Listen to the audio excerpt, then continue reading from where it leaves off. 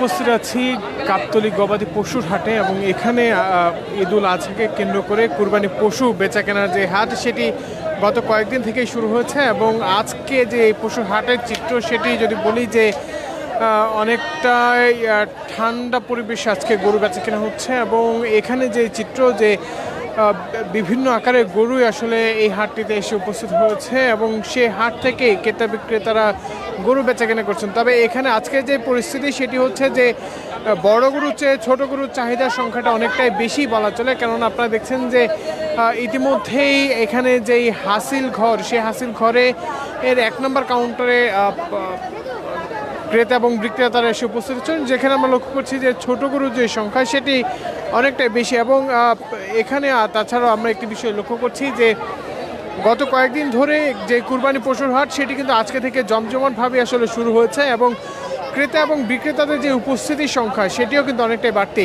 Walton fridge কিনে অনেকের মতো আপনিও হয়ে যেতে পারেন মিলেনিয়াল, সেরা পণ্যের সেরা অফার। এখানে আজকে তাছাড়াও যে পরিবেশ সেটি যদি দেখানোর চেষ্টা করি যে হাটে অনেকাংশেই বলা চলে যে নারী এবং পুরুষ উভয়রা এখানে এসে উপস্থিত হচ্ছেন এবং গরু বেচা কেনা করছে। আমি এখানে যে আছি সেখানে একটি গরু আসলে বিক্রি হয়েছে সেই বিষয়ে আসলে জানার চেষ্টা করব। ভাই, এই গরুটা কি আপনার? না, কিনছি। আচ্ছা, কততে কিনলেন? 90। কেমন মনে হচ্ছে গতবারের চেয়ে এবারে কুরবানি পশু হাটে গরুর দাম বেশি না? গরুর দাম বেশি, তবে আল্লাহ পাক মিলিয়ে দিচ্ছে একটা, আলহামদুলিল্লাহ।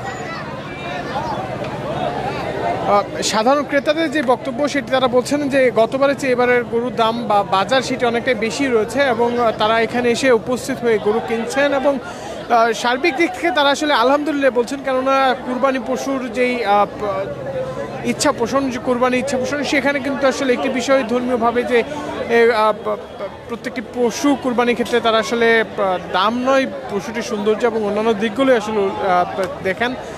তাছাড়া এখানে বেশ কিছু বড় জাতের গরু রয়েছে যেগুলো আপনাকে দেখানোর চেষ্টা করি, যে ঠিক আমার পেছনেই বড় জাতের গরু রয়েছে।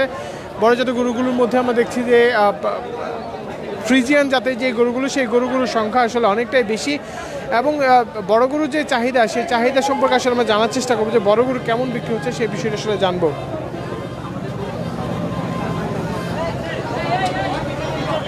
ভাই এই যান ভাই একদম বাইরেতে গরু কি এটা আপনার? গরু কি আপনার? জি, গরু আমারই। এখন পর্যন্ত কত দাম চাচ্ছেন? এখন আছে 8.5। কত করে বিক্রির চিন্তা করছেন? 1.7। কত মন ওজন হতে পারে এটা? আছে 1100 কেজি। 1100 কেজি।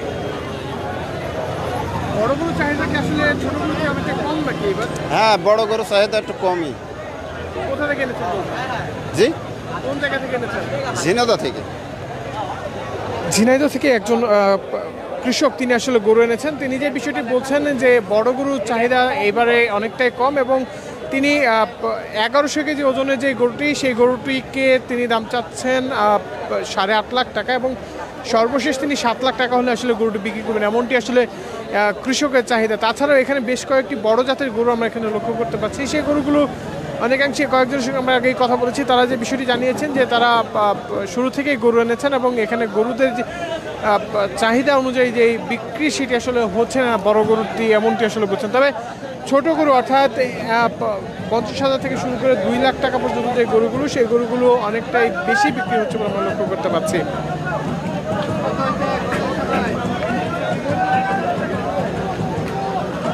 একটি বিষয় বলে রাখি, আর মাত্র মাঝখানে 2 দিন অর্থাৎ শনি এবং রবিবার, সোমবার দিন ঈদুল আজহা হবে এমনটি আসলে ধর্ম মন্ত্রণালয় থেকে জানানো হয়েছে এবং ধর্ম মন্ত্রণালয়ের চাঁদ দেখা কমিটির পক্ষ থেকে যে বিষয়টি জানানো হয়েছে যে আগামী সোমবার অনুষ্ঠিত হবে এবারের ঈদ।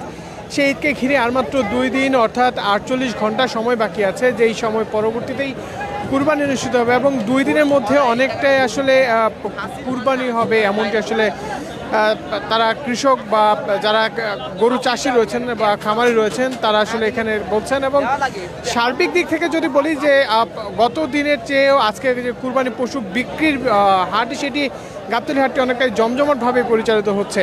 দর্শক, এই ছিল মূলত এখন পর্যন্ত গাবতলী হাট থেকে সর্বশেষ পরিস্থিতি। ধন্যবাদ সকলকে।